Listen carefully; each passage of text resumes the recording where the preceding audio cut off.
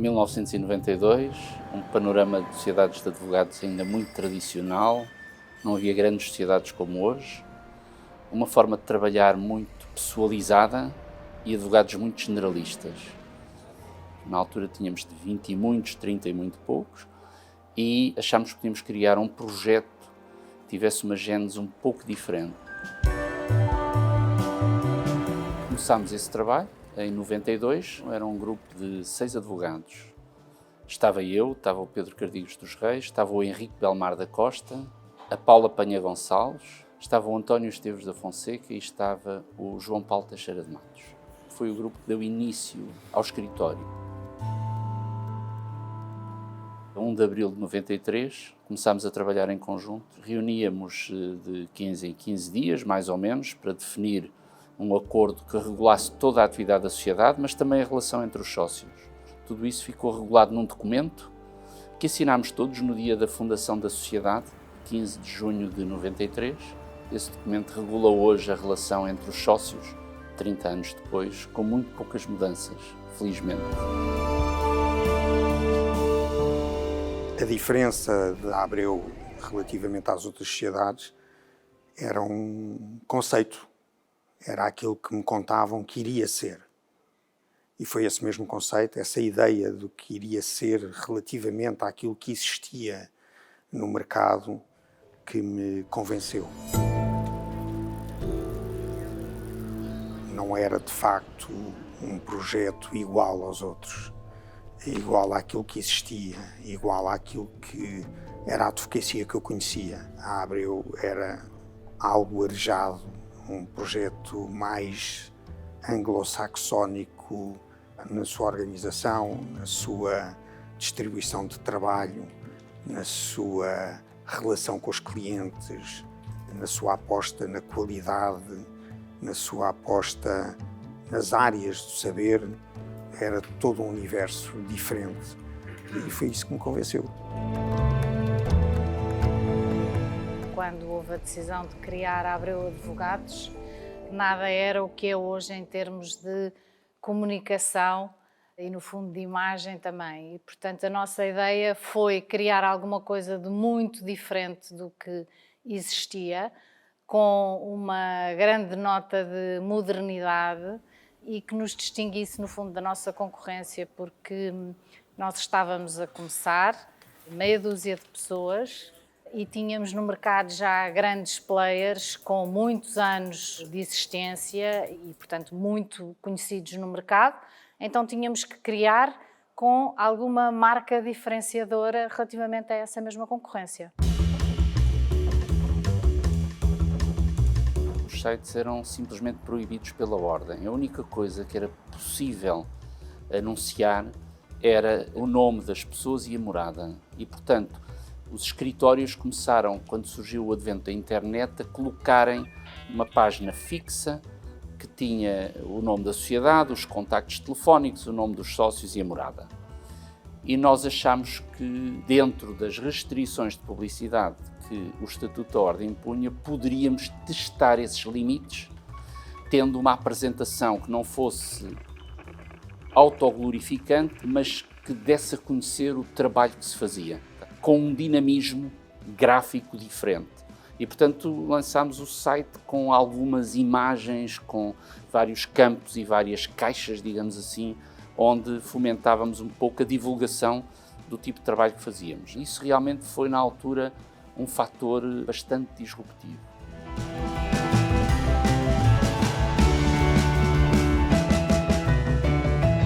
Eu entrei na Abreu no ano 2000. Na altura, a Abreu ainda era uma sociedade muito pequenina, cerca de 30 a 40 pessoas, e, portanto, é um contexto completamente diferente. O escritório era nas Laranjeiras, ao pé do Jardim Zoológico. Havia um sentimento muito de família. Nós tínhamos almoços de 15 em 15 dias, todos juntos, o que, enfim, é muito diferente da realidade que temos hoje em dia.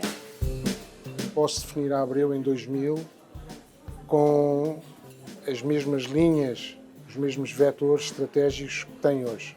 Uma visão institucional clara e um projeto transformador da advocacia, dirigido naturalmente ao serviço dos clientes.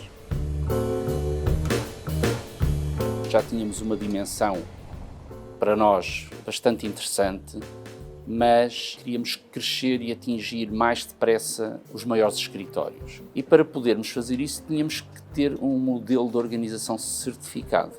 Fomos ter com o Instituto Português de Qualidade, que nos remeteu para a SGS. É preciso perceber que os modelos de certificação ISO 9001 estavam virados para a indústria, não para os serviços.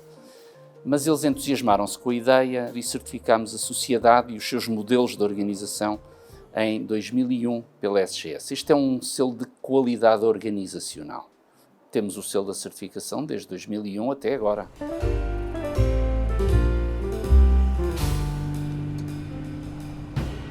Eu cheguei a Abreu em 2005, tinha acabado de vir de uma experiência pública felizmente curta para os contribuintes e antes disso tinha estado em prática individual.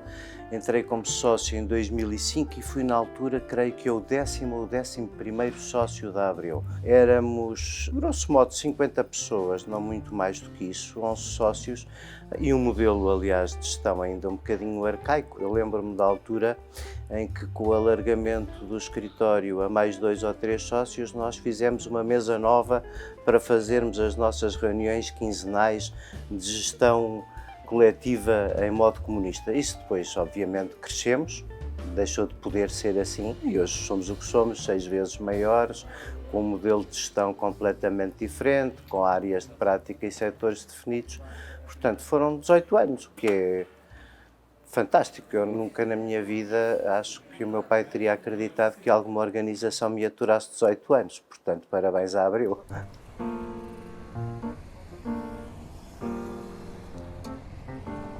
Quando nós pensámos em crescer fora do crescimento orgânico e, portanto, ir buscar equipas mais pequenas, não fizemos nenhuma restrição geográfica.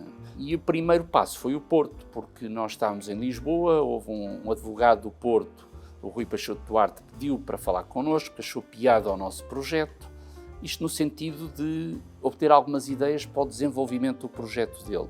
A verdade é que entrou para pedir informações e saiu com um convite para se associar à Abreu Advogados.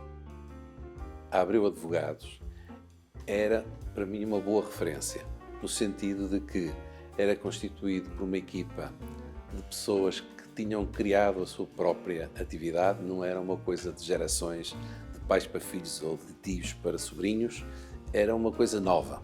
E, portanto, foi uma grande convergência de visão da advocacia, grande convergência de princípios, e depois, a partir daí, foi mais ou menos reuniões regulares de negociação, durante cerca de um ano, mais ou menos, que levou à nossa integração em março, salvo erro, de 2006. E, portanto, foi muito fácil. No dia em que nós celebramos a integração do escritório em Serralves, eu disse uma frase que se mantém válida, que nós aqui no Porto é como se fosse mais um andar dentro do mesmo escritório. E é assim que se mantém. Eu entrei na Abreu no contexto da abertura do escritório da Abreu no Porto e num contexto em que ainda se fazia umas reuniões semanais. Nós, efetivamente, íamos fisicamente a Lisboa.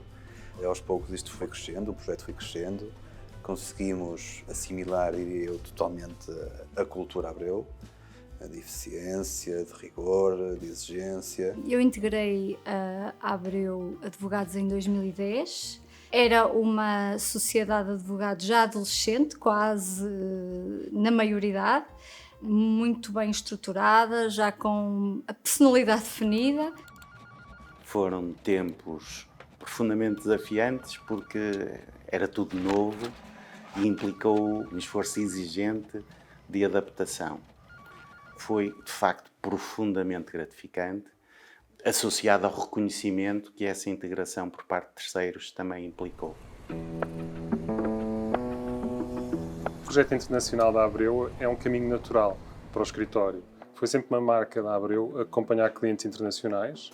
Foi por essa via que a Abreu foi crescendo ao longo dos anos e era um caminho natural também acompanhar os clientes que nós já trabalhávamos aqui em Portugal para outras jurisdições onde pudéssemos também contribuir de alguma forma. O caminho natural é um pouco para países que tenham a mesma matriz jurídica e é o caso de Angola, Moçambique, Cabo Verde, Santo Tomé e Príncipe, Guiné, Timor-Leste. O peso clientela internacional da Abreu Advogados chegou a ser mais de 50%. Hoje em dia andará à volta dos 40 e muitos, ou seja, tem um peso significativo no nosso negócio.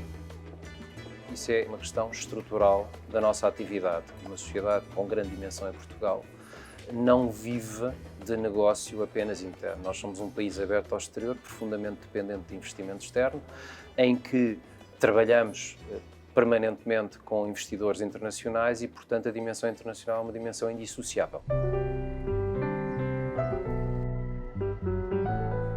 Chegámos ali em 2005, 2006 e achámos que a advocacia como atividade era percepcionada pela generalidade do público como sendo opaca, ligada a negócios suspeitos, sempre a procurar safar os culpados.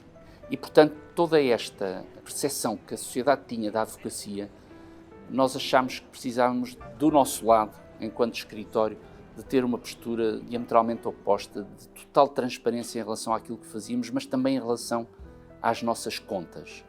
E o que acabámos por fazer foi um relatório de sustentabilidade, que fosse um raio-x do escritório e onde, pela primeira vez, uma sociedade de advogados publicasse as suas contas.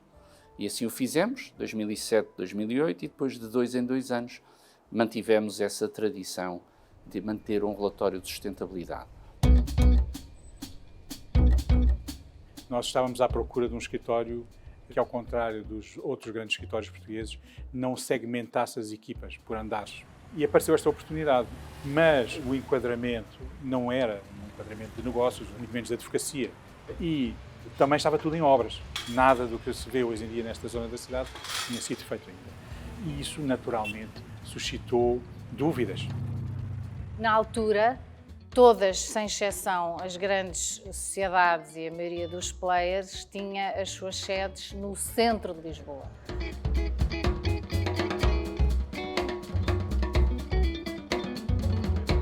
Portanto, vir para aqui foi uma decisão muito arrojada, eu diria que foi uma decisão à Abreu Advogados, e achámos que vir para aqui seria, de alguma forma, também ajudar a combater alguma coisa que se existia na altura, não agora, que era, no fundo, também a desertificação de algumas zonas da cidade. E, no fundo, acabámos por trazer aqui muita vida a este bairro e de fazer a diferença.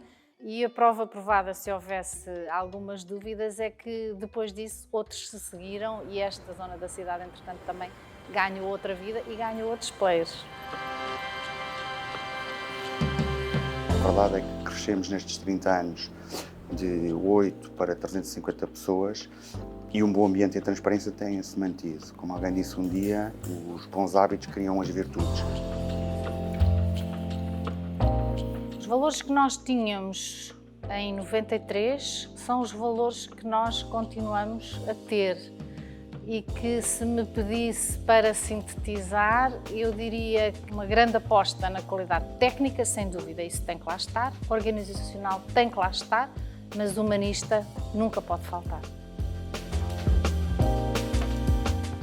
Um dos objetivos que nós, os 6, tínhamos desde o início era que íamos criar uma instituição que perdurasse para lá da vida de cada um e, portanto, que tivesse mecanismos de transição geracional. Embora fôssemos, na altura, ainda muito jovens, tínhamos esta ideia de criar algo que pensasse logo o nosso próprio desenvolvimento profissional e a maneira como depois, um dia, passaríamos a pasta às novas gerações. Esse dia está aqui hoje, esse processo de transição está concluído, portanto, a instituição está criada. E como todas as instituições, vive independentemente de quem a fundou, de quem está em cada momento, vive com aqueles que estão em determinado momento, enriquecida por aquilo que no passado uns fizeram por ela e só sobreviverá se no futuro outros fizerem a mesma coisa por ela.